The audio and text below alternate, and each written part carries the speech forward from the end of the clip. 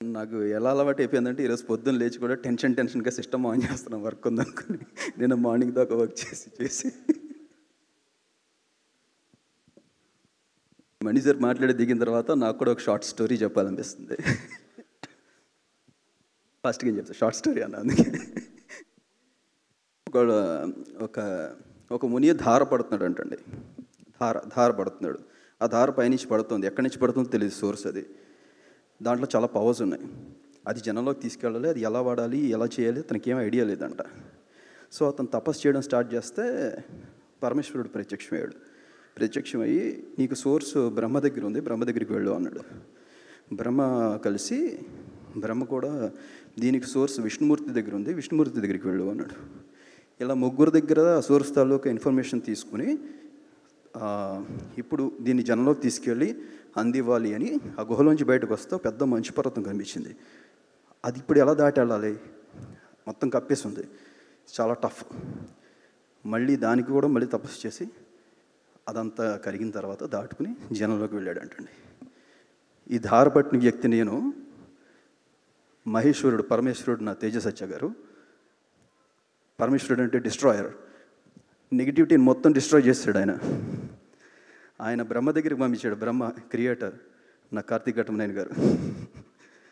ఆయన విష్ణుమూర్తి దగ్గర పంపించారు. Vishnumurthy is my producer. Vishnumurthy is like sustainer. ఆ సస్టైనర్ ఎలా అంటే irrespective of success and failures ఆయన నిలబడతాడు విష్ణుమూర్తి.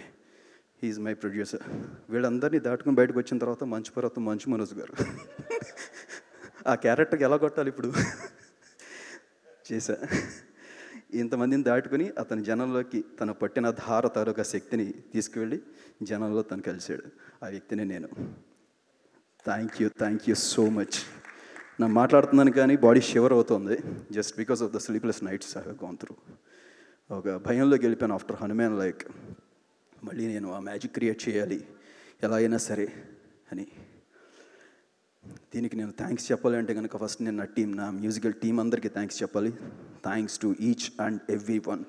45 మంది ఉన్నారు, అందరి పేర్లు చెప్పలేను కానీ ఆ డిపార్ట్మెంట్ హెడ్స్ పేర్లు చెప్తాను. నిజంగా నాకు వెన్నంటే నాతో పాటు నడిచిన ఫస్ట్ అంటే 24/7 నాతో పాటు ఉన్న, ఇది ఎక్స్పెక్ట్ చేయరేవారు, రాఖీ అని నా స్టూడియోలో బాయ్. తను నాతో పాటు 24/7 ఉన్నాడు. Thank you Rakhi. నా కోపాన్ని, నా చిరాకుని అన్నీ భరించి నాతో పాటు తెల్లారగట్ట ఇప్పుడు పడితే అప్పుడు ఉన్నందుకు థ్యాంక్ యూ రాఖీ. అండ్ ఇప్పుడు నా వైది గారు, సిద్ధార్థ్ సాలూర్ గారు, ఎబ్బి గారు, వికాస్ బాడిసా గారు, హరిహరన్ గారు, there are so many, Suresh గారు, దీనా అన్న, జియోన్ అన్న, there are so many people. And in coming to, నేను ఫ్లోలో ఈ టెన్షన్లో పేర్లు మర్చిపోతే ఎవరైనా క్షమించండి. అండ్ నా వోకల్ సూపర్విజన్ తీసుకున్న సాయి చరణ్ భాస్కరుని గారు.